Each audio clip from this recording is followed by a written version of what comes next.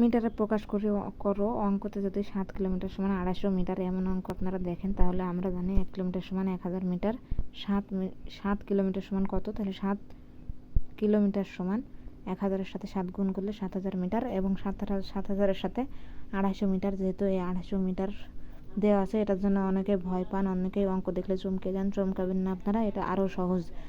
কিলোমিটারকে যদি মিটারে প্রকাশ করতে হয়, তাহলে আমরা জানি 1 কিলোমিটার সমান 1000 মিটার। 7 কিলোমিটার কত আমরা তা সহজে বের করে নিতে পারি, কারণ 1-এর সাথে 7 বড়, তাই এখানে 1000-এর সাথে 7 গুণ হবে। তাহলে 7000 মিটার। আর এই 7000-এর সাথে এই 250 মিটার আপনারা যোগ করলে 7250 মিটার যেটা পাবেন, সেটাই আপনারা উত্তর। এই 250 মিটার দেখে আপনারা কখনোই ভয় করবেন না। মিটারে প্রকাশ করো অঙ্কতে যদি এমন দেখেন, তাহলে অবশ্যই কিলোমিটারের থেকে যে মিটার পাবেন, ওই মিটারের সাথে 250 মিটার যোগ করে নেবেন, তাহলেই শেষ।